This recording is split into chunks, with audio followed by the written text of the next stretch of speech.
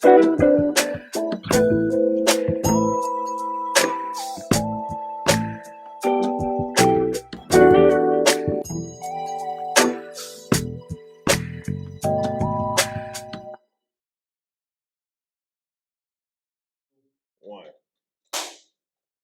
What's going on, everybody? We're back. And we have a great interview for y'all tonight. We have the man of the year, if I would say so myself. I see you. We got Mr. Joshua Edmonds of Digital C here tonight. We're going to get everything that we want to know about this man. And thank you for coming on. Yes. No, I appreciate the invite. Absolutely, bro. Absolutely, man. So, you have a first timer, man. Cleveland born and raised? Painesville, Ohio. Painesville in the house. Painesville. The Ville. See, the Ville and not Glenville. See, The Ville is in the house. If I would have said I was from Cleveland, you all would have said, "Oh, what school did you go to?" Right. No. I was like, a big gulp. So that's don't be trumping around here. Right. The wine's already winding already. Man, no. So let me ask you this. With that being said, being a resident of Painesville, like when you make a trip to Cleveland, like, how familiar were you in Cleveland being raised in Painesville? So pretty familiar. Well, at least with the East Side. Okay. So I did not know anything about the West Side. Okay. So only the East Side because my dad, he took us all these churches growing up. So we were always going to church. So when you made that communion cup joke, it resonated. My baby cup, y'all. Right. Communion used to bail me out. I was on the ropes about to go to sleep. Communion came and I'm like, all right, that's my second win. But no, just going to church all throughout Cleveland. Like, so that's how my dad raised us. We were always in church. And so Baptist style, we talk about from 10 a.m. to about 9 p.m. Yes, and my dad, he also did praise and worship. So like he played the keyboard. So we had it set up, but he also preached. So then I had that too. So I'm like, all right. So by definition, your this is life. Yeah. He was like, this is There's no way this jacket is staying on. And it's not the wine. This jacket is hot. Look. All the padding in here. Oh yeah. Like, But show it off real quick. Show it off one time. Let them know one time. See you. Yeah. Digital C, come on now. Yeah, for sure. And shout out to Chad, man. Chad Justin. Come on, man. Thank you, Chad. Come on, man. That's dope right there. Chad delivered. Chad did. Chad, we need one for Pull Up, by the way. That's nice. I'll let you, Chad. Yeah. But no, that's what's up. So okay, so you going back and forth to Cleveland? Yeah. To the churches and whatnot. Now you have interest in Notre Dame. Yep. Well, now closed Notre Dame College. I know, yeah. Right up the road. We're not hype about that.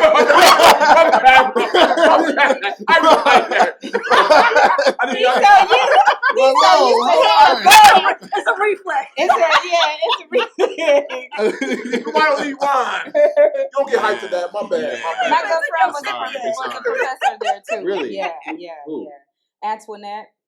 She works for me sometimes, but she was a professor there right before they closed. So yeah, we'll just sit one time or pour one out. Pour one out for Notre Dame. Dame Yeah, for sure. So your experience at Notre Dame gave you more of Cleveland. No. Still no? Well, kind of, I guess. So one of my best friends, Rashawn Walker, he was my roommate. We ran track and field together at Notre Dame, and he's from Cleveland. But I feel like Cleveland for me was after I went to grad school and I moved back, and then I lived in Cleveland. That's where I started feeling and seeing much more of it. And it's funny because my first job out of grad school was working for CMHA. What a job. Okay, well that will give you Cleveland. That will. And I didn't have a car at the time, and so they're on Kinsman. And so I got off that rapid and I would just walk in Kinsman up, and I feel like that accelerated. It was an immersive experience. Yeah. I just experienced, that part of Cleveland as well as the other parts. But CMHA was my cold plunge. My mom worked for CMHA for really? years. Yes, her name is Donna Hudson. She's you wouldn't have stood with me. You're right. Look, because I let me grow this beard. Now I look a little bit older than I do now. Okay. Yep. She worked for CMHA, so yes. Yes. So I want to backtrack because I want to talk about like going to high school. Were you always a person in leadership, or would you say that was something that was cultivated as your journey went on? I feel like I was walking backwards into leadership. Wow. So like I wasn't like intentionally doing it. Like I didn't know, but I would just do certain things that had leadership in it, and I wouldn't think of anything like that. It'd be more so like I'm doing this because why are we wasting time? Just do it this way, and I'm just because I'm irritated. Yeah. So I can do better. Yeah, step aside. And nothing to do with I'm gonna lead this. Like no, I'm irritated. It's hot. Turn it like that's how I was doing it, and then I just started seeing certain instances where I would maybe get frustrated, I would get mad, and I didn't have the voice or the words, but it's like I knew there was something there. And I'm like, ooh, you wait till I learn how to talk. You just wait till I learn how to talk. Yeah. But I think it started activating maybe a bit more intentionally in college. That's when I started being like, hold on, there might be a little bit of something here that I should be nurturing. But I don't know.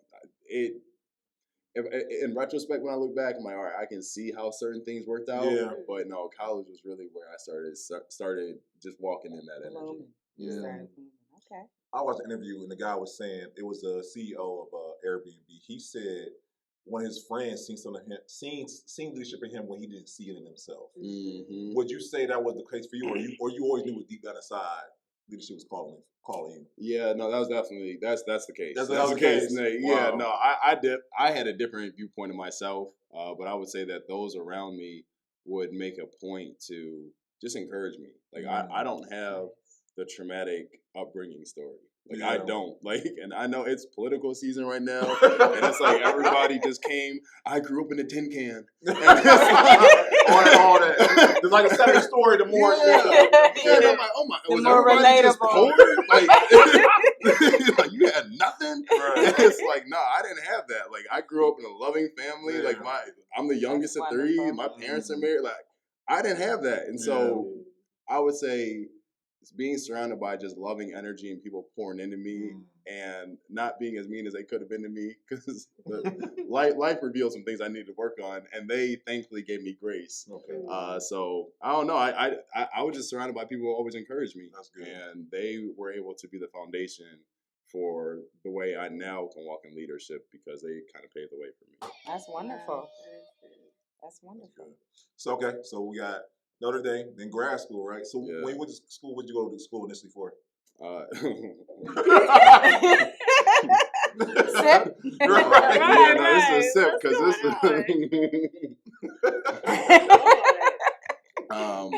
All right. So initially, I went to school for education, and the minute I took a teaching assignment, and I was actually teaching kids how to read in Miles Park and Robert Jameson, and I was teaching them. I'm in the trenches. I'm telling you, for real. And that's when I knew I didn't want to be a teacher.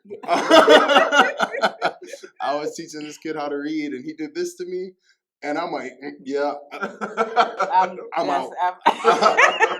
And I mean, I'm not even exaggerating. The next day, I changed my major. Like I'm not doing that. No. It takes. Shout out to teachers. Oh, absolutely. Shout out to y'all. Absolutely. You have a grace for that. Yes. I didn't have it. And that can be something weird, because some people I'm like, why are you a teacher?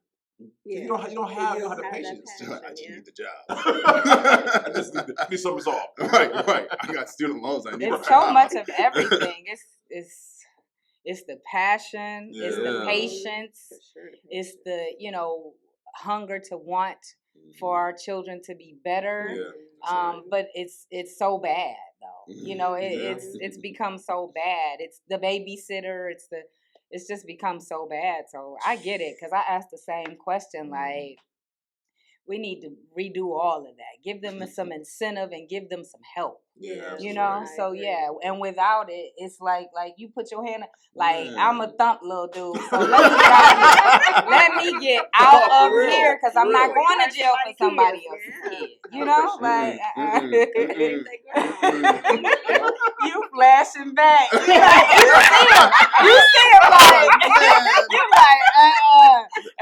that kid had me hot. I'm like, oh my, yeah. Almost the guy he was. Yeah, I get it. And see, it turned me away and it turned me into books because I was an English major and a Spanish major. So I lived in Mexico for pretty much half my undergrad. Oh, that's wonderful. Foreign exchange student, and so you bilingual. I was. Oh, okay. Hold on. You can work it out. If I go somewhere, I'll tell people, give me 48 hours to like study, then I'm back. Okay. So like I still know it. Like if I were to, sometimes I'll be translating stuff or whatever, but like you don't use it. No, and that's the only issue. But I did have a confidence boost when I moved back because there's a Cleveland Spanish school here, and I took their placement exam, and they put me in the very, very last class. I was like, oh. All right. I knew it. But no, I wanted to be U.S. ambassador, and so that's why I was studying. Oh, wow. That's why I was traveling overseas. That's why I was doing all that. That's what I wanted to do, but I didn't end up doing that, obviously. Yet. Yeah, come on now. Yeah, there's definitely still time. There's definitely still time. We need brothers. Yeah. You know, we need brothers. Just to represent us abroad, bro. Yeah, like y'all, hip hop is not the only lens to view us in. Like there's so much more to us than that. And so that's where I was like, no, let me show you all who we are in addition to all those other great things that we are. So. That's good. I love it. So we switch up majors, and what did you decide to do? Yeah. We gotta see where this innovation. Yeah, no, because so it's funny. I was like, all right, English and Spanish. What am I supposed to do with that? So I did the typical millennial thing, and I just doubled down and went to grad school because I was like, I don't have a plan here. So then we doubled down, go to grad school. So went straight through, went to Howard, and that's where I would say, man. Yep. Man, my eyes were open. I just saw things just in a brighter, bolder, blacker capacity. Come on now. Howard University did it for me. So, and it's funny, I tell people about that experience because I used to make the joke at Notre Dame that I was like, man, I'm sick of being the only black person in my class. And so I went to Howard. And I was still the only African American in a lot of my grad school classes because the professors from Nigeria, the students from Egypt, everyone's black, but it's like I'm still representing the only. And I'm like, wow.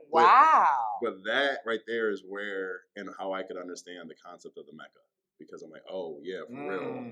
All of us from all different walks of life. It's like a multiverse of blackness.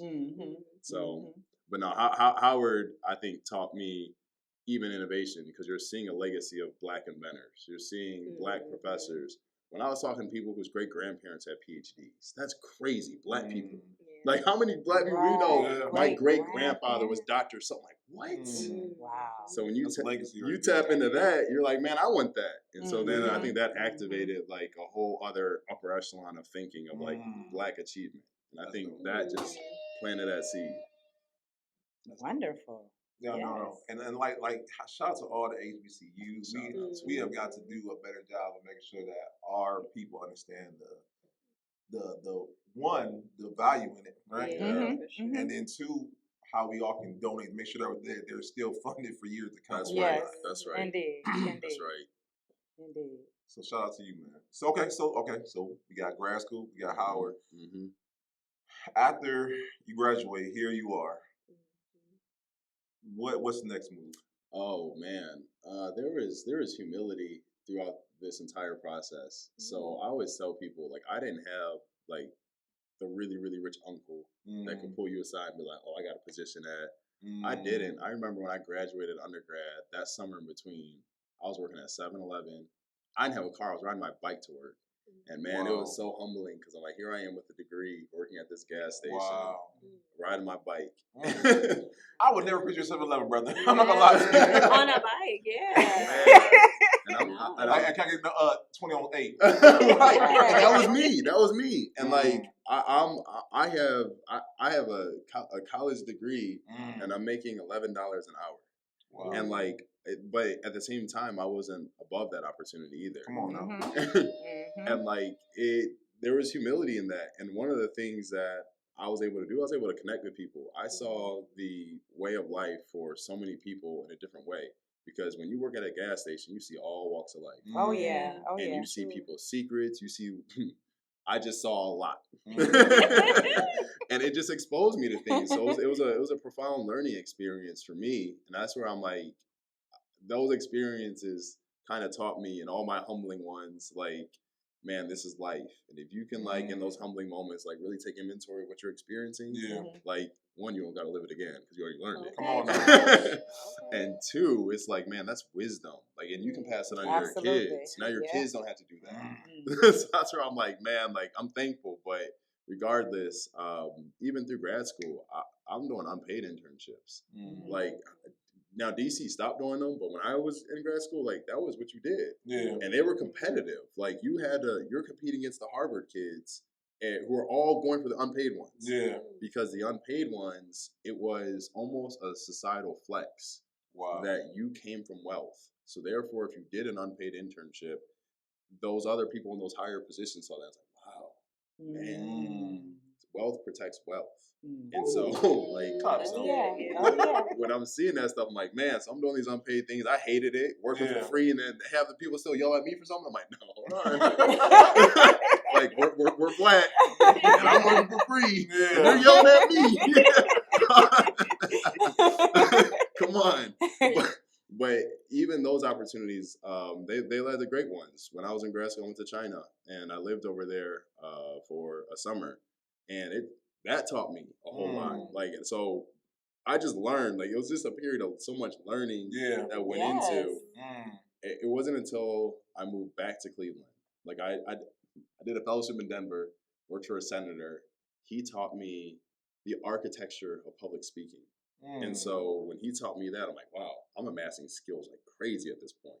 And so by the time I get to this, yes, you are. Because you've been everywhere. I'm sitting here like, okay. But man, I think I was just open to everything. I'm like, man, whatever opportunity presents itself, I don't even have to know the end. I'll just do it. So A to B, good enough for me. I'm sure there's a Z there somewhere. So I'll just do A, B, jump, A, B, jump, A, B, jump. So if you keep doing that, like, you're going to land pretty high at some point. Come on now. That's good. So that's what I was doing. And it wasn't until I moved back to Cleveland, I planted my flag and said, I'm not leaving. And this was in like 2016. I'm not leaving. I'm staying here. And so that's when I was working for CMHA. Shout out to Jeff Patterson, because the one thing he told me was, my job is make you human. And that was his job. So that's why he always would put me in front of the residents, because he said, I need to humanize you. He said, you're too insular. I need you to be able to come down to the level of people. And so that was the thing he intentionally made me do. I had to sit down, do focus groups with residents in public housing, had to understand that. And it was invaluable. So like, even in the work that I do today, it's still a full circle moment. Oh, yes. Those same public housing estates that I was in, talking to those people, are now the same ones that we're connecting with our internet. And so it's like, I see the full circle moment and all this stuff. But imagine if I was in there like this, like, I'm too good for this opportunity. And I wouldn't have been able to come back in this place. I'm like, man. So regardless, I do the CMHA stuff. And then... How long were you there? Not long. About a year and some change. Okay. But during that time, they gave me... I don't think they gave me, but there was an interesting thing that developed. We did a housing hackathon, and this is where my trajectory started. So we were looking at technology and how you could use technology to impact people. So we were like, how can technology hack housing insecurity in Cleveland? Wow. That was the leading theoretical question. And so we did a housing hackathon. We took tech developers from all the entrepreneurial hubs, and we took public housing residents, and we did a 48-hour thing, and they were building apps and having public housing residents right next to tech developers working together. And when that happened, that was me thinking, like, really logically, like, oh, just put these people together. I'm sure that'll be good. I didn't understand, and now in retrospect, I look at that, I'm like, man, that was a big deal. That was wow. Yeah. That's revolutionary. And I didn't. Yeah, I wasn't putting two and two together because we had people from HUD flying in to attend that, and CMHA is winning these national awards off of that, and I'm just sitting here like, it was just an idea that I had. Like, guys, like this isn't. But then the Cleveland Foundation swooped in, and they were like, "No, you got my bad. This is a story. Right. Good. Keep listening. Let them listen. Let them listen. I got you. The Cleveland Foundation swooped in. They're like, "No, we got to get them over here." Yeah. So then they made up a fellowship. It was a digital innovation one, and they're like, "How can we innovate Cleveland digitally?" So that was the leading question then. So like in my life, I've always had like these leading questions that like you're just unpacking. And then you unravel it to however much you want, and then you can throw it away. But like I was just unraveling that. Yeah. And so that's what got me to understanding philanthropy, fundraising, how to inspire people to act, even how to convince wealthy people to do things. Come on now, that one time.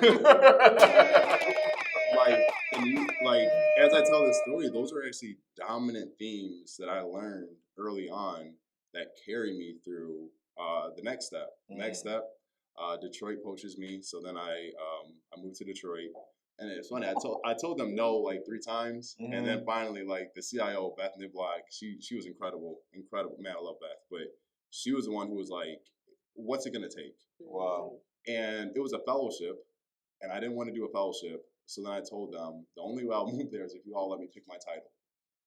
I didn't care what they paid me. And oftentimes in all these things, right. You hear what Yeah, usually the other way around for sure. Yeah, nah. Usually the money is what talks. So it's funny, man. This is where wisdom was planted in me. Someone did this for me. I don't know who, but someone did. But in my mind, it was always the fact that I was like, all right, I'm still in my 20s at this point. I'm in my 20s. I don't have kids. What expenses do I have? And so it was like, if they're willing to give me the title, I'll take that social capital over the liquid right now. Time out. Hey, give me back my button. Excuse me. Say it one more time so they can hear you in the back and whatnot. If they were willing to give me the social capital in lieu of the liquid, I was willing to take the social. Wow. That title? Yeah, that's the title. So wait, break that down. Y'all, this isn't even the good part of the story. Okay. We're getting there. But that's deep. That is deep. And why I think it's so deep is because you just said that you were in your 20s. So I was gonna ask your age eventually. But you're saying that you've been to all these places and you've done all these things, and I know that you're still young. So what's intriguing to me is the fact that you are able to see that. Do you know what I'm saying? And in your 20s, you're able to see, listen, it's not about the money. The social is going to get me even more. This is what's right. You're able to know that. Like, it takes forever for people to realize that. Man, like, it's the connection.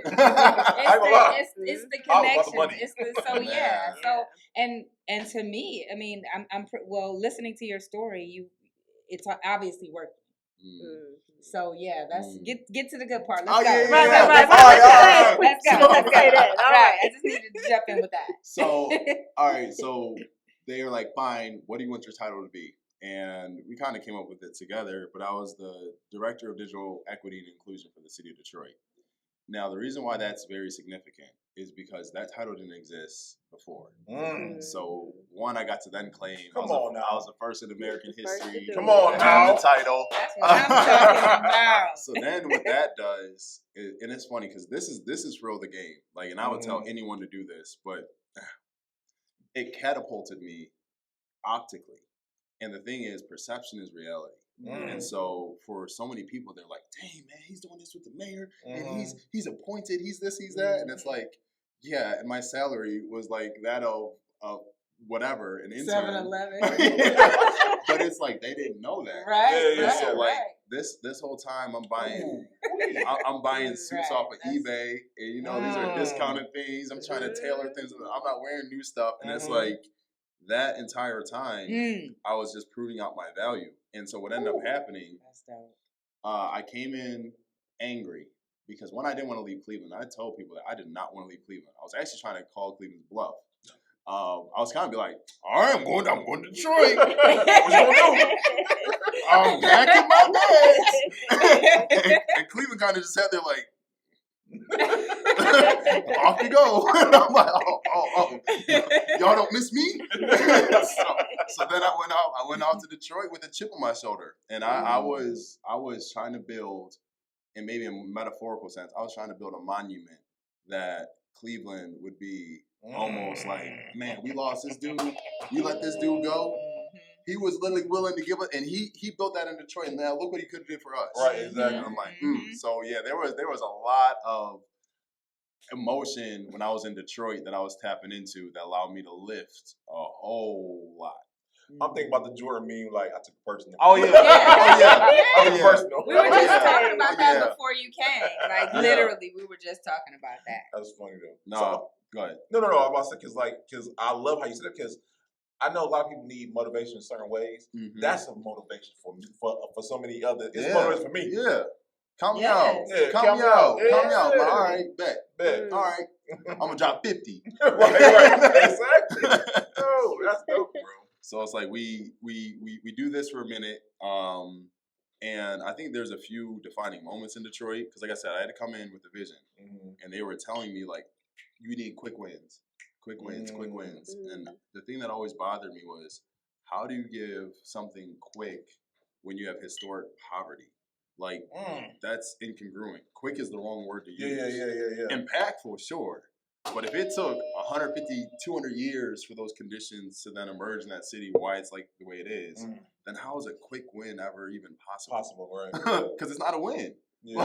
Like you've been sick for 200 days, and now, because I didn't sleep, come on. But I digress. The point for Detroit that I would say really got me was I did a congressional hearing in January 2020.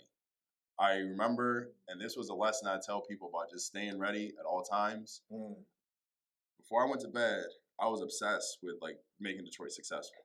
So I had every stat that I was going to impact, and I would read over them every night. And no one would know more than me about the stats, about the interventions, about everything, because I was that committed. Wow. And so it made it to the point that if the mayor would ask me something, what percentage of this and how many, I'm like, it didn't matter. I knew every single percentage. Yeah. And that was what allowed me to get the trust that I went to DC for a conference. I was speaking there. And I remember someone approached me in a bar. It was at a happy hour. It was like a lot of government people there, but I'm not thinking of anything. She starts asking me questions about broadband policy. What's the speed of high-speed internet? When did it change? And what is download, upload? And describe me how fiber works. Describe me. She asked me, we're at a bar. And I'm like, but immediately I'm like, fine, you're trying to call me out. I got it. So I'm firing back at her, not thinking anything of it. And she's like, okay, you're young, but that'll do. And I didn't think anything of it because, okay, in transparency, might be the wine, but I'm like, she's trying to be nasty. Like,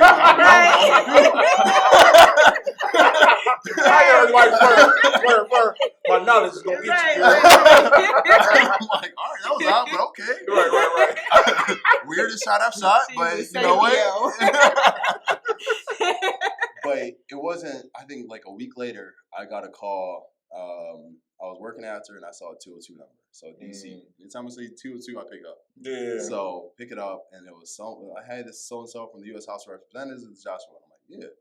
And they're like, okay, you spoke to one of our people recently and the Democrats would like you to testify on their behalf in front of the U.S. Senate in 2 weeks. No, next week. It was like next week. Wow. And they're like, what do you say? And I'm like, yeah, sure. Yeah, I'll do it. Yeah, I'd be honored. Yeah. As soon as I got off the phone, my heart plummeted. I'm like, why would I agree to that? I don't know anything. Oh my! I was terrified because that's just another level. Yeah, absolutely. And so then I called to get permission from people. I called my CIO. Then she called the mayor. Because then I'm like, they got to give me permission. I'm representing the city now. Like now we're going above a mayor and representing us federally, like as a municipal employee. And again, this was all within the span of like a year. So I go in from a nobody to like a congressional hearing. And I remember, and it is what it is. When I flew out there, I was terrified. I just really didn't want to embarrass anyone. I didn't want to let people down. Right. And I didn't want them to come for me for real. And so I remember I was on the train and I was like, it's a horrible prayer. God forgive me. And I asked for forgiveness. But I was like, God, if you just crash this train right now, I won't be mad. Oh, no. Like, and my head was even like, you can go out a hero. And I kid you not, I promise this is real. There was a poster of these 3 little black girls on this wall, and it was like, they deserve the gift of high-speed internet. I'm like, now how does that here? Of all places. That was God. I'm looking down, I look up, and I see them. I'm like, oh, come on. So, I do it, and instantly, that took my stock in the city from, like, whatever to, like, man, this dude, if he's advising the people at the federal level what to do, we're not about to tell this dude no. And so it gave me, like, just an ability to lift things to a level that I don't think most people would ever get to. Come on now. And, like, the fact that there were times when I was a spokesperson for the PGA Tour when I was in Detroit. I was in Dan Gilbert's office. Like these are people I'm seeing money in front of me. In the 4 years that I was there, we raised over $70 million. And, like, that level of capital. I'm sorry, I'm getting the story. Like, That's good. Like, seeing that level of capital, like, in front of you. This is the same city when I walked in, they told me about Kwame Kilpatrick to warn me. They're like, you're trying I'm sorry, because a lot of people know who that is. I know who he is. I know who he is. Yeah, we know who he is. Yeah. Former Detroit mayor, he got caught up, touched the money, did some other stuff he shouldn't have done, and a very promising career took a very sharp left turn. Yes, they loved him. Man. And so they warned me about him. They're like, what the last young idealistic brother did? And so they held that over my head until they start realizing, like, look, I'm not on that. Like, I don't touch the money. Everyone even knows, even today, we raise all that money with Digital Seed. I don't touch the money. You don't see the emails going to I make a point because I'm like, when you're at a casino, you keep winning, they watch your hands. And so I'm like, nah, man, I see how this works. No, I'm not about to touch that. That's a trap. And I see so many black men fall for that. I'm like, no, don't touch the money. Never touch it. But regardless, Detroit raised all this money. That then sets Cleveland to be like, all right, man. Look, what you need? What's a big head? What's a big head? Right. They're like, we see you over there. Okay, you got the waves. We see you. And it's like, I intentionally ignored the call. I did. I ignored it. Voicemail. I ignored it. I had other people telling me, like, Josh, pick up the phone. Like, you know what they're calling you for. I'm like, no. And then finally, it was one of my old mentors was like, look, bro, hear them out. And then that was when they were like, hey, your name keeps coming up. We would like to interview you for the CEO position at Digital Seed. And I was like, I'll consider it. Because I'm for real, man. They had me hot. I was hot when I left Cleveland. I'm like, man, I know what So I go through it, and then a switch flips. Because I'm like, man, let me actually take this seriously. Because at the same time, while Detroit went well, there was also some blood in the water there too. Because, and this is what I'll tell everyone, there's a defining moment in your life, in your career. When you amass so much, there's a test that happens for you.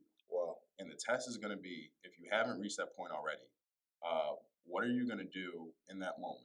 Are you going to do what's right for the greater good or what's right for you? And, like, that was the thing that I started realizing that it's like, it's never actually right for you. It's always the greater good. Always. And, like, tell the voters, I hope y'all voted right. And so there was an internet outage in the Hope Village neighborhood of Detroit. It was a 45-day internet outage during the pandemic by one of the internet providers. Wow. And see, I give them enough grace. I didn't name them. But 45 days.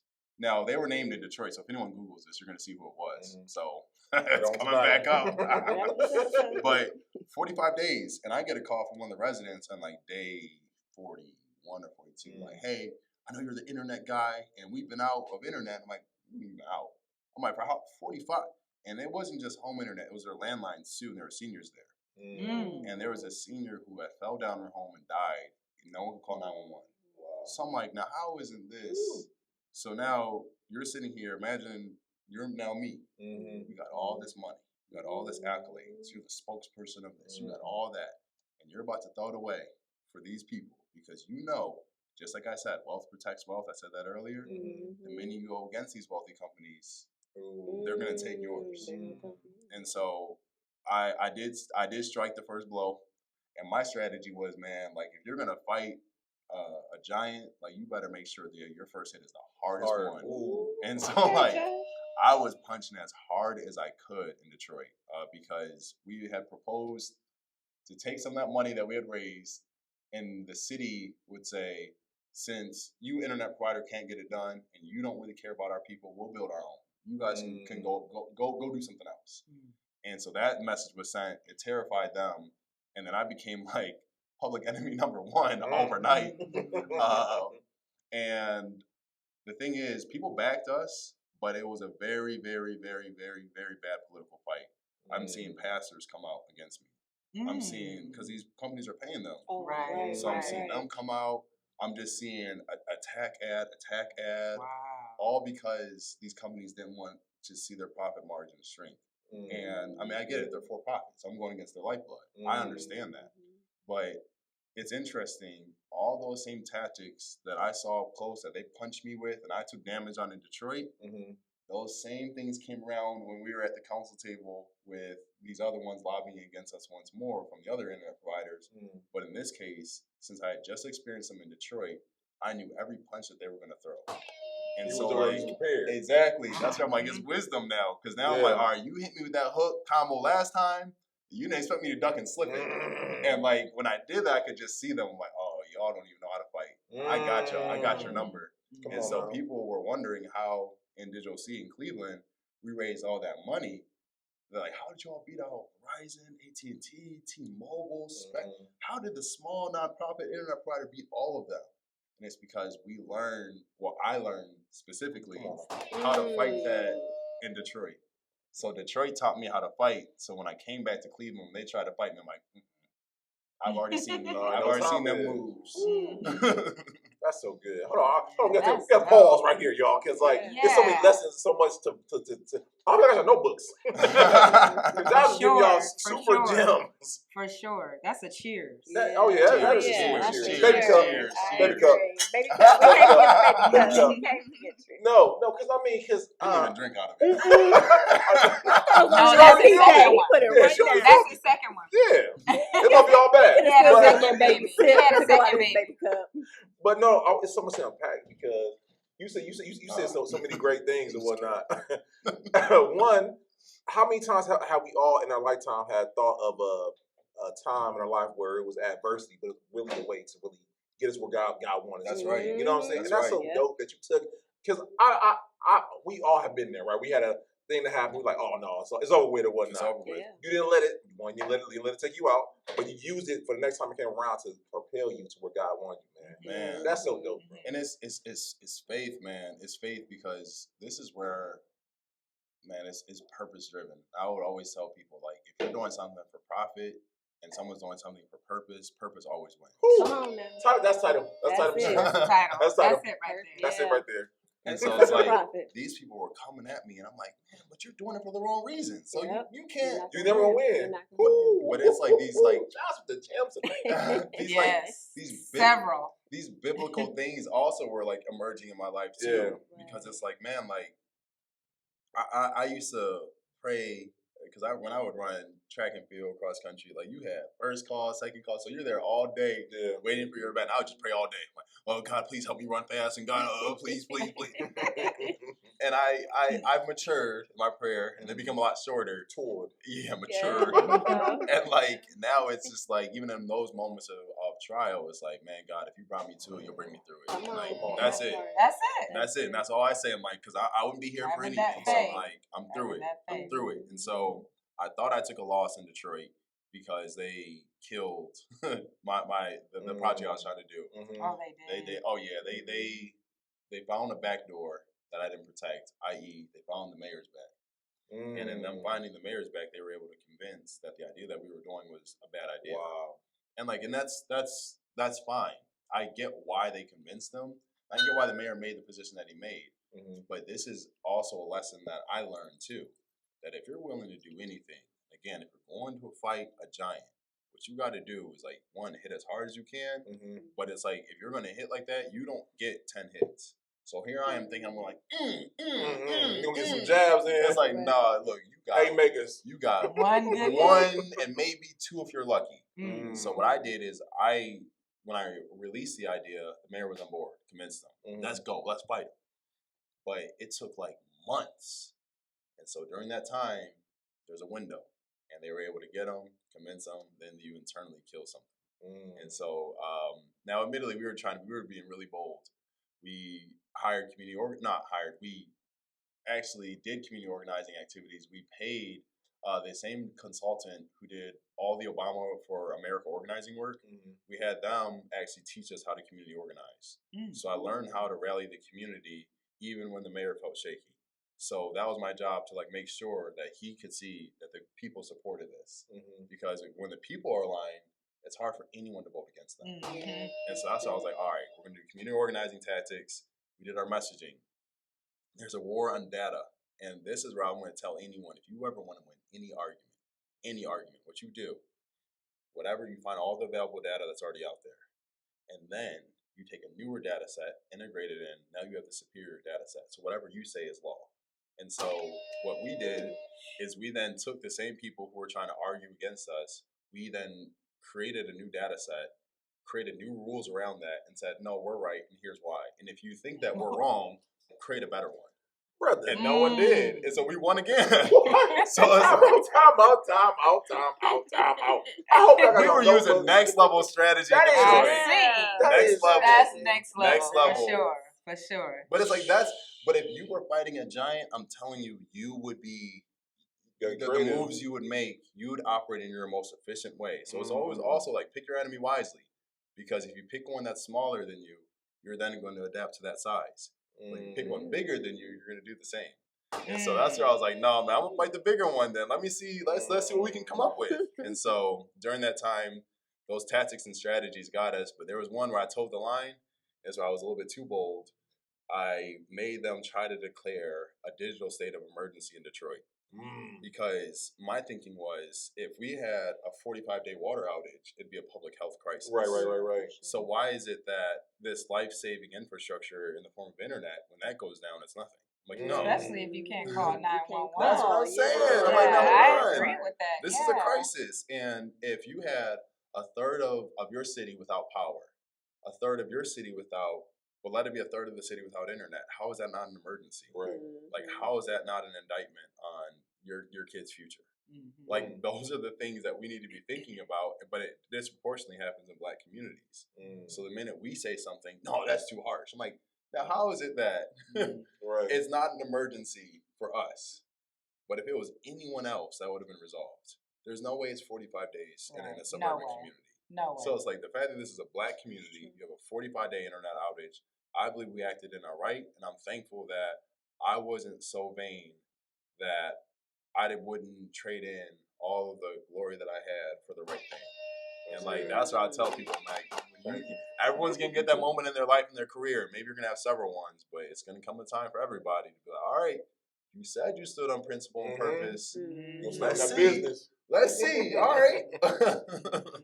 So now that's why I can talk the way I do, because I didn't compromise.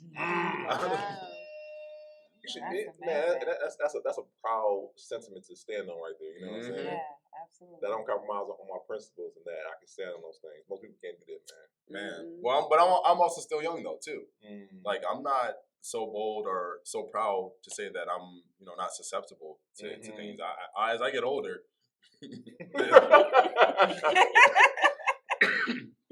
the immortality of youth starts to wear off. Like as young black boys, at times, like we felt invincible. I'll never die. I'm the fastest one. Like I'm never hurt. And it's like. The backside, like, oh, once you get over 30, it's like, okay, well, if I got to stand on my countertop, I'm like, but that's good though. No. And my bad. Go. No, but cut him off. He's cut off. Yeah.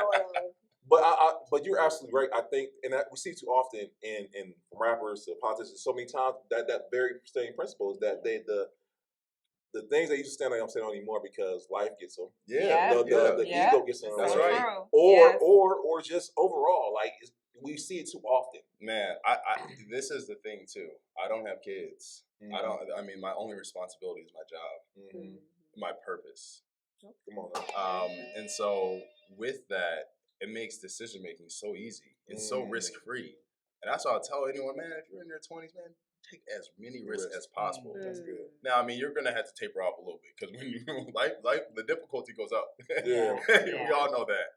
But during that time, I would say that most people, if they were in my position and they didn't have for real things to worry about, my parents are healthy, my brother, my siblings are healthy. Like, so like this is the point where I'm like, wow, as Black people, we get to the point where we don't have to worry about people's health around us. We don't have to worry about going without. To me, I was living and I have been living what reparations has probably looked like. Because it's like, I'm now, that's it. like I'm not held back by any of these things. And so now when I go into these rooms, it's like, oh, you're the only one. It's like, this was, but I won't be for long. Like, I gotta get up. Oh my goodness. I won't be for long. That's what I'm talking about, John. I won't be for long. Yes. Like, like this is it's the evolution. Like I'm seeing this. Yes, and it's not like, again, I didn't go to a fancy private school I went public school my entire. And it's like. Taco Bell was my first job. Like you don't even have to come from that. If my parents cared, the people around me cared, and as a result of that, it allows me to care. And so when I'm approaching anything, imagine again, I'm not worried about sickness. I'm not worried about this happening or getting killed, or I'm not worried about any of those things. So now you're actually limitless. So it's like now you can say, yeah, I can fight AT&T. I can fight Spectrum. I can fight Verizon. I can fight. You can say that then if you're not worried about anyone coming for you. So now behind me, I got everybody who just loves and supports me. And now we are all lined against this thing right over here. Come on now. So it's like if I'm not constantly looking behind me and I'm looking in front of me, like that's the best advantage to have. And so that's just me trusting everybody around me, trusting my friends, my family, people who support. I just trust them. And I hope they think that I trust them too. Or that, they trust me. You got it. See why doing what it's doing. No more of that. So, talk about your company. Definitely want to talk about that. So, this all propelled you to where you are right now in your company. So, let us hear about your company. So, Digital C. The C is for many things. I think we're motivated by old school Wayne. You know, the F is for. So there's so many different C's. Say it one time. Millennials we know it. You know what I'm saying? But Gen Z, they're like, "What's that?" You know, we Jeff baby. The F is for phenomenal. But it's like the C is for many things. But I always tell people the C is all about community. That's what we start with. So like we can never forget that. But connectivity too. We're an internet service provider. We're the only one headquartered in Cleveland. We're one of the only Black-led internet service providers of our size in the world. And in addition to that, we're collaborative. Like we believe in collaboration. Come on, you already know I'm gonna get into that because this man the master collaborator. We saw you speak at the Rock Hall. That was amazing. That was amazing. That was our people were in the room that day. That's how I was like, all right. Who is this guy? No, for real. So collaboration, culture, because that's what we do it for. We know that. And then the last one is Cleveland. We're headquartered here. It means something to be here, and it's a thing of pride for us. it bothers us sometimes when some of the businesses who aren't even headquartered here, all their flowers. And I'm like, man, look, we're the ones holding it down. We're the ones 69th and Euclid. Like, we're not even Midtown for real. We're Huff. But no, we're an internet service provider. Again, we're headquartered at 69th and Euclid, so that's a Midtown Tech Hive. And from the training side of the house, we provide residents with training. It's free. So we'll teach cybersecurity classes one-on-one. You have a lot of older folks, and people are just getting older every single day. Technology is outpacing the way in which we're learning. And what ends up happening, this is where the digital divide manifests. You will see certain people who just reach a point and say, I don't do this tech stuff anymore. I don't do that tech stuff. I don't do that technology stuff. But what happens when your census is online? I don't do that tech stuff now comes into I don't count. Right. And that then translates to social service funding. So the internet, literally the internet connection, it is not only, a pathway for education, a pathway for you to get a job, a pathway for you to connect to a doctor, a pathway for you to open up a bank account and build wealth, a pathway for you to be politically astute. Wow. A pathway, you're looking at the panacea of the internet. Yeah. And that on society. And I think those are the things where panacea. The ills of society should say, it's an unlocker of opportunity. So when you remove internet from people, what are you doing? You're removing opportunity. So what it's going to do is it's going to further exacerbate poverty and existing conditions that are already there. So what we're seeing in Digital C is we're countering digital poverty. So the lack of digital options, we're now another option. We provide internet at $18 a month. That is $216 a year. Okay, yeah. We see you. We see you. 65 cents a day. And when you begin thinking about that, you look at certain companies where you'll sign up for a service, then in 6 months they change the price. Then another 6 months they change the price. Then all of a sudden you're paying over $100 for something that you agreed to pay $40 for. Yeah. Now that's all of our experience. Yeah. Now how is that our experience? Internet is very slow. It's like the basic of all basics. Yeah. And it's doing this. Yes. Yes. And that part right there is where I'm like, if the internet industry is inherently non-competitive, all it takes is someone to slide in and just be another viable option. We don't have to be the fastest. We don't have to be the whateverest. But if we're an option that people can trust, that people can believe in, and they can just spend their money with us, what that then does is it forces the other ones a market correction. They then have to come correct off the terms that we set. And I'm like, that's power now materializing. One more time. And it's like, that's, imagine that it's like the road to the internet now leads through Digital C in Cleveland. Because it's like, if these other internet providers are saying 60, we show up at 18, what happens? I can't charge that $70 I wanted to. Ooh, Digital C wasn't here. Wow. And so you change the whole market. Yeah. Yeah. And so all it takes is just that little pebble. And I see what that does, again, to the Giants. They're I'm not saying that my job is to beat them per se, because they do some things. But like shade. No. But and honestly, we do collaborate with them. We do. There's ways that we do, but at the same time, there is, if you're again in a fight, you're trying to carve out market space and market cap. Like, you're trying to do that stuff. You can't come in friendly. They're not going to just give you customers. You got to take them.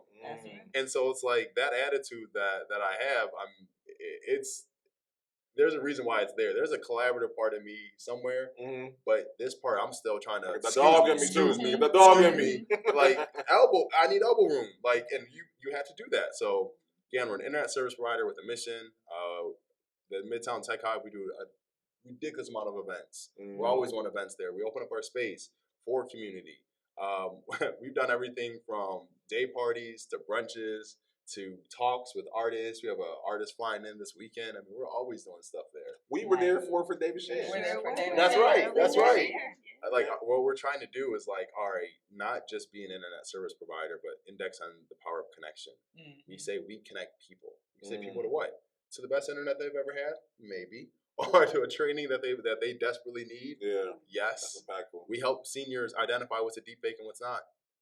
That's important. Yes, it is. Yes, it is. Like, I promise you, that picture of Obama is not real. Like we help with that.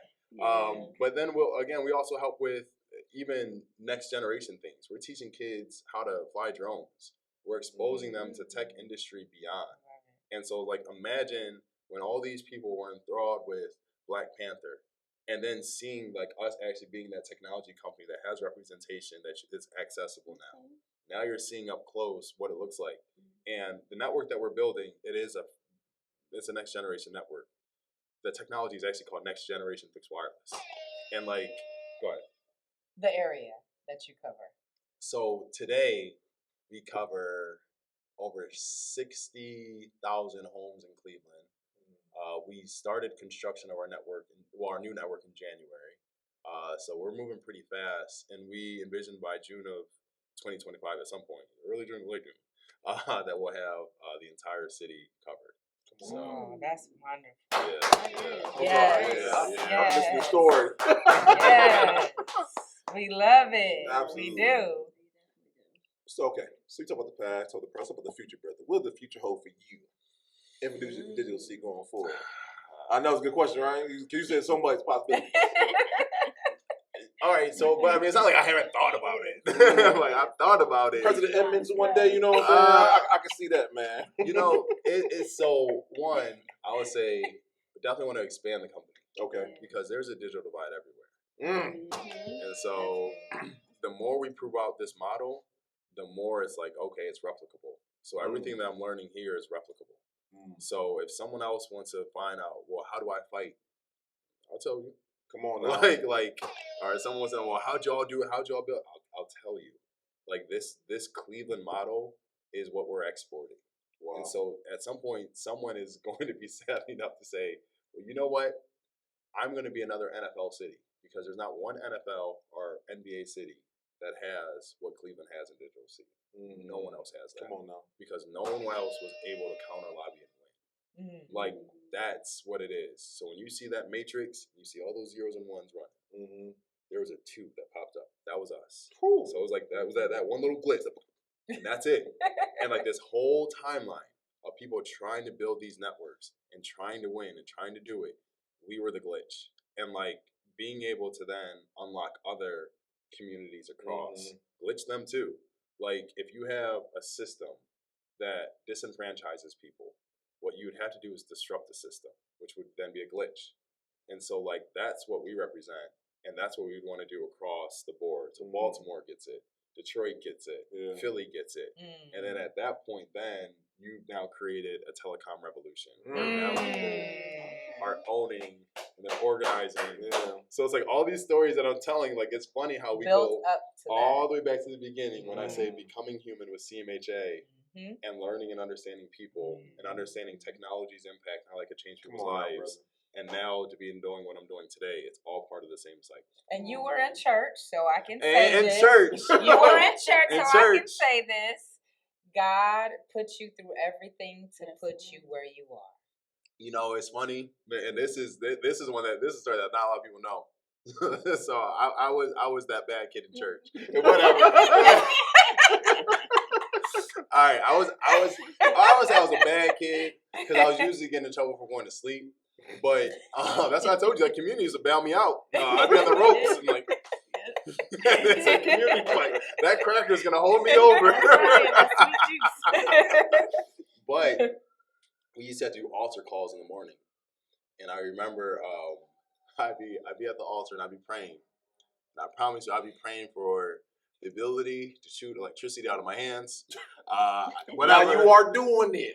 I mean, look, we grew up on these cartoons. Static Shock was the only black superhero we had. Look at that. So it's like, man, you go back in time, you look at all that, it's like, wow. So all those prayers I was praying, God was like, no, I got you. I got you. Like, no, I'm listening. All right. Exactly. All right, Power Man, you got it. So Race with somebody with your commission, we don't have to build a Static Shock version of God. We're working on it. You're right in the middle of midtown. Right. Okay, Josh, man, and we'll do a part 2. Sorry in the works, man. We'll come down to Midtown High. We'll come down there and see how y'all get down. Yeah. Come on. Again. Exactly. Yes, ma'am. So this part of the podcast, we like to ask these people these questions because they're all different like a snowflake, right? Mm-hmm. And because the reason why we started this podcast because just like you created Digital C, we created the public experience to disrupt the notion that Cleveland's not a collaborative place. Very true. Yes, sir. So, and you were shining this up with that, but in your opinion, how do you feel like we can change a narrative of Cleveland not being a collaborative place? The best way to change the narrative is by telling the story. And so this man is just a gold mine. He really is. No, truly. This came from this in a condensed way. I did something and I saw that people were explaining the work that we were doing. And imagine if you painted like the best. You were an incredible painter, Van Gogh. Mm-hmm. You paint this thing, and someone's like, "Wow, cool painting! They did a cool painting." A cool painting. Hold on. This was a masterpiece. Right, and so when you surrender your power for storytelling to someone else, that's so good. They're going to just tell how they. Well, Cleveland's not that collaborative. What do you mean? What you mean? Do you see the system we built? We get down. So it's like no. So now, like the best way to do it, tell the story. That's good. That's a good answer. Okay. I got a better question for you, my brother. Okay. Would you be the master? Yeah, right. Would you be a master collaborator? Who would you love to collaborate in the future, man? I almost want to zoom in on like if we could almost like pick industries because I want to collaborate with everybody. Like for real, like we can make it work. Anything can work. Anything. But what I want to do, there's like. Do I have to just pick one? No. You don't. All right, let me just pick an industry. Roll it out. Let me pick an industry. One, I want to do more things with Cleveland musicians and Cleveland rappers. Okay.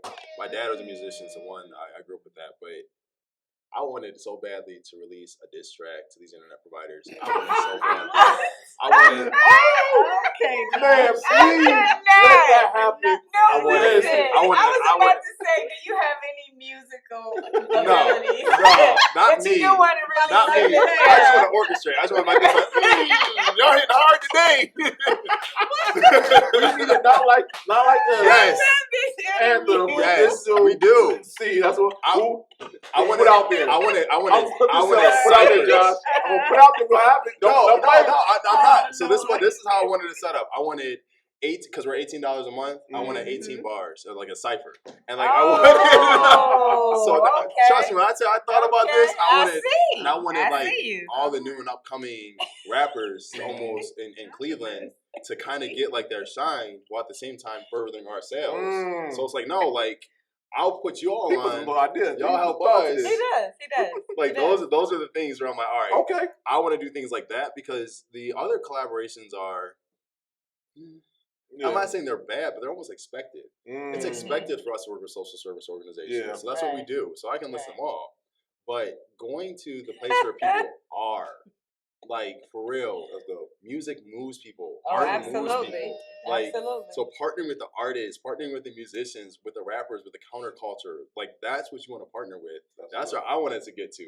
We do a little bit of it, but not the way that I would like. Like I want us to actually like be plugged in, be tapped in. The creatives. That it's like, no, y'all, this is a product that Digital C, its concept, it's artistic in nature because it's revolutionary.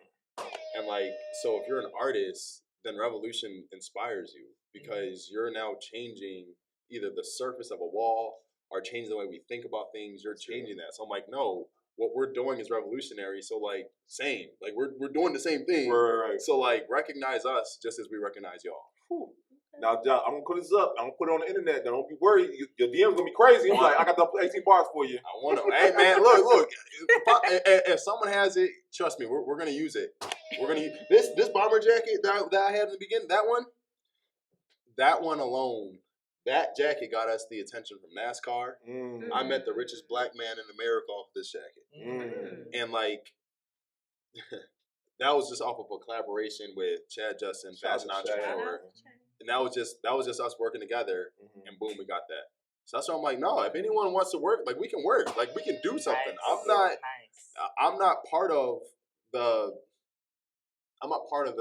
people who are gonna be like, no, let me lock the door. You got to get on your own because I had to get on my own. You got to get on your own. no, you're not struggling enough. Like, I'm not that. If you got a good idea, shoot. And if we're actually rocking, then we're gonna rock and we're gonna do it. So for me, whether it's a bomber jacket, a rap cipher, I even want to do a gospel karaoke thing because I grew up on Kirk Franklin. Okay. And I'm like, we all did over here. All of us grew up on Kirk. Oh, Come on. So it's like we all know these songs. Like there is so much I want to do, but at the same time, I gotta focus on my main business. I can't let these other fun things distract me from the mission either. So I gotta. I'll balance. I'm about to get balance out now, Josh, man. Yeah, because I mean, what we do listening here? to your interview just lit another fire under me per se for like collaborations, and what it did was bring to the forefront of my mind how much collaborating Cleveland actually does. Mm-hmm. There's so much collaboration in Cleveland. And it's just like what you said is I just pictured just like all of us doing something together. Like all of us. That's what I pictured and that's what I just saw. So hearing you like let's go. Let's go, everybody. That's seriously. Right. Let's go. We gotta get the digital C button now. Right. It's all right. No, for real. Like it's real in Cleveland. Like that we don't collaborate. That's dead. No. That's been dead. Like it's so much going on. So many of us supporting each other just listening to you just I saw it all. I saw the whole couple last years. Like yeah. No, and it's an honor to be back in Cleveland too. Like there are some things obviously here that I'm like, ooh, Cleveland. You still do that, I see. But I would say, this is a different Cleveland than I remember. But I'm also a different person too that left. Come on. So it's like both of us are different. Yeah, we're both like, all right, Cleveland. I know you had that. Oh, Cleveland. All right. Right. All right. Cleveland, All right. for sure. All right. For Smell sure. good. Oh. Well, listen, undoubtedly you will have a wonderful legacy, Josh, because I mean, the innovation that you have brought to Cleveland has just been unmatched. Yeah. And like you said, that you guys have goals to meet, next year expanding, you know what I mean? And then that's just the tip of the iceberg. I mean, I'm sure there's further to go. So what do you say when it comes to legacy for you, yourself as an individual, but the legacy for Digital C? I can give you, all right, let me do the inverse. For Digital C, just like there's a digital divide in every community in America, there's a digital divide around the globe. If you all remember, I said at one point I wanted to be a U.S. ambassador. So it's nothing that digital diplomacy and what we're doing here, the ways to build a network, the ways to authentically engage in community, the ways to authentically collaborate, those things are not just a remedy for America. That's a remedy for anywhere.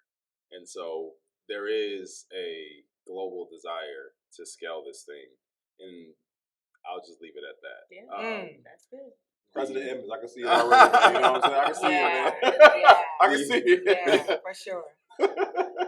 Personally, I think that this has been a really interesting year for me because the eclipse happened. Yeah. And during that eclipse, I mean, we were all touched by that. I mean, someone described it as it felt like we were on the doorstep of the solar system, that it was right in front of our faces. And in that moment, I remember I prayed a prayer. I asked God that I would like to have a promotion in life. I said, I don't need another title. Like, you've given me plenty. Thank you. It was a lot, and I'm still dealing with all this stuff. But I wanted a promotion in life because I felt like I could be living a little bit more seriously and that I could be just more intentional with my time, much more than just professional. And so with that prayer, it has now revealed all of the things that I now have to work on. I'm like, okay, that's interesting. But like, it's allowed me to get a better understanding of who I want to be and the responsibility I want to carry. Even the fact that I grew up with an incredible father, and like, I'm like, oh, well, I'd like to be that to someone one day. And so now it's like this realization of responsibility beyond myself. and beyond my career. So it's a lot of personal development. And so I'm like, one day fatherhood. My parents are still married. So I'm like, okay, one day marriage. And so getting into that space has been interesting because dating in Cleveland. That's all. The whole segment, Josh. Oh, we have to. Me and talk about camera. Yeah. That's all camera. Yeah, I'm done with the wine now. Don't ask any follow-up questions about dating in Cleveland. No. That'll be part 2. Yeah, don't save me.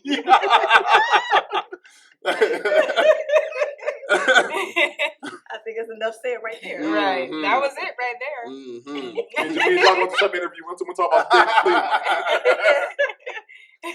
Well, Queen, you want this last question? We asked about legacy. We asked about collaboration. So the last question is, if someone could take something away from this interview, Dropping gems, brother. I want you to talk about 3 things that people are watching. People are watching what they could take away from this interview that you've said already, or that you just want people to know that we may not have touched on. Okay. I've got my one, so then let's see if this bridge can hold up. All right. So the first one, please get very, very, very good at telling your own story. Like, if you do not tell your story, someone else will, and they're going to leave out the details that you know are important. So please, and that's for Cleveland, that's for our companies, and that is specifically for us. Oh, that's good. And you can take us however way you want. I would say the second one is like, choose your enemy wisely. Wow. Because if you choose the wrong one, like, you're gonna fight a fight that you don't need to fight. Wow. And then the last one, I would just say, when you reach that moment, once again, that moment when everything's in the balance, you're let's say you got that salary, you got that car, you got that house, you got that lifestyle that you've always wanted. When you reach that moment, there will come a point when you're going to decide if you're going to do what's best for you or you're going to do what's best for everyone around you. I'm going to tell you, make sure that you do not lose yourself in this world and you do what's best for those around you. That is so good. I love it. I love that. Yes. Mr. Edmonds, y'all. Right. Definitely. So yes. the multiple questions, the whole interview, where can people learn more about you, learn more about Digital C, and where can they support, get the internet, all that good stuff? Yeah. So Digital C, you can go to www.digitalc.org, or you can call 216-777-3859. Notice I didn't give you a 1-800 number. I'm saying that's what happens when you're local. Come on. All right. There we go. So by the way, guys, that'll be in the show notes. So you watch the episode, it'll be right there. Boom. Right. Yeah. So no reason why you're not getting internet. Come on. You got internet. You're watching this, so never mind. So okay. Come on. But better internet. Let's say get better. Get better internet. Or if y'all want to pull up on us and just kick it at the Tech Hive, 69th and Euclid. Yeah. So Midtown Tech Hive, just spend some time with us. I have an incredible team. There's some people who are phenomenally sacrificial, and they love the work they do. They love me because they put up with me, and I love them too. And I have an incredible team. So in addition to that, if you want to get in contact with me, I don't know, Josh. You might want to. You can find me on LinkedIn. You got to get bold first. Hey, Josh, me on LinkedIn. Find me on LinkedIn, Joshua Edmonds. Yeah. Just stay on LinkedIn. We'll talk afterwards. Yeah. Okay. Guys, so part 2, we're gonna do a part 2. We're gonna come out of Midtown one time, just see how y'all get down. Midtown, man. So guys, we gotta pay some business real quick, guys. Coming up, we have November 10th. We are gonna have the last. Let's talk about it. Panel discussion. We're talking about mental health, entrepreneurship. We'll be at the 4B show. It's gonna be a good time. So last one of the year, Mr. Key will be moderating, and we'll have some actual professional therapists, professionals in the mental health field. So if you have been going through it, like we all have, I can personally say I've been going through it, and it's a safe space to just talk to people who can help you in your time of need. because as we know right now, the holiday season is one of the highest suicide rates of the year or whatnot. So we just want to let you know we are here for you and we have those who can help you. Okay. Indeed. Also, guys, December 6th. I know Josh is an avid spades player. I've seen him in action and whatnot. Oh, okay. By the way, you got some cheating on your squad, man. What's the old girl, man? Oh, I ain't gonna get to it. No. Yeah, never mind. I'm not gonna say that. No, but guys, December 6th, we will be at the venue on North. The venue on North Vine. Yes. Yes, off 200th Street. Yes, ma'am. Guys, Urban League, Big Black Honors. We're gonna have so much fun. Oh my December God. 6th, what day is that? I'm so That's excited. a Friday. That's a Friday. So come on now, Josh. You're alumni now. Come on. You're alumni now. Watch these fans. Watch these fans. But no, wait, time out. Choose your partner wisely. No, for real. No. No, but time out. This is kicker. This is kicker. You have to be part of somebody you don't know. Yeah. You have to be part of a Oh, stranger. no, I like that. Come See, on. okay. So because the idea is if you can play spades together, you can do business together. So thank you. Come on now.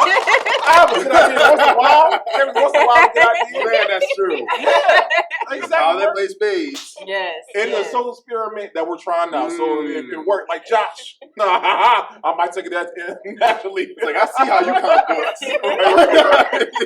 No, it's gonna be so much fun. Yes. And we have the game truck there. Yes, we'll have 2 fly games. We'll be there 2 also. fly games will be there. Oh, yes. Food trucks. Oh yeah, Yes. it's a good time. It's gonna be a good- Everybody come out and join Yes, us. guys.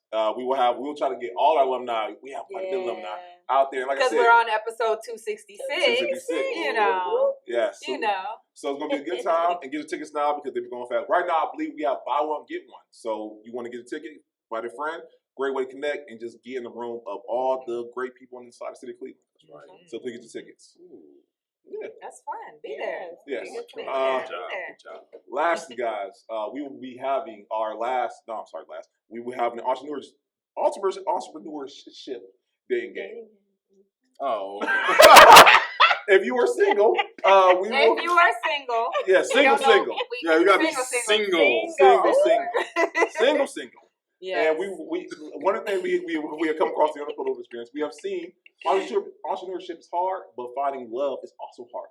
So we're going to try to eliminate that by bringing the two together and whatnot. So it's gonna be. It's such a good time. Can we watch them outside? No, you got to be inside this. Yeah, You got to be in, and then I'll go in. Who's on there? We're talking to Josh. Who all over there?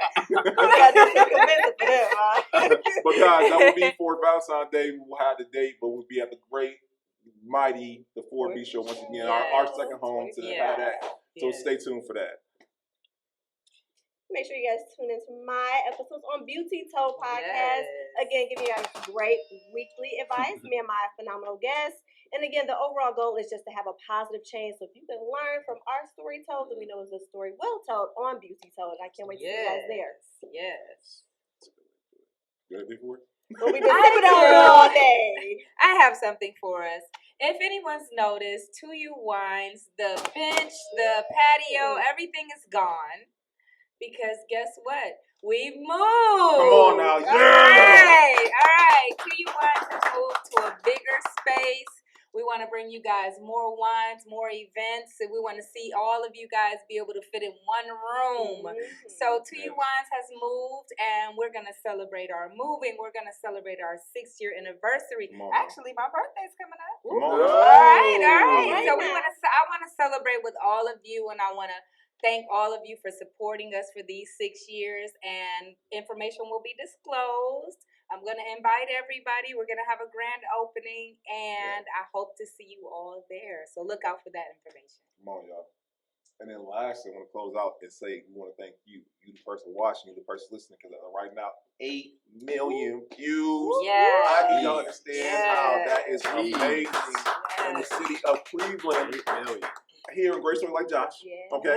And y'all keep turning out, sharing, liking, subscribing. We can't thank y'all enough. I don't never want to take for granted what God is doing for this podcast, because once again, we are showing what's possible, like Josh, you know, and just having great stories. If nothing else, we have great stories. We do. Great stories. You know, and I just can't thank y'all enough for once again just letting us know that the you know, people want to see these things. They want to hear these stories. They want to learn. They want to get these gems, and they just want to know what's possible here in the city of Cleveland. So we can't thank y'all enough.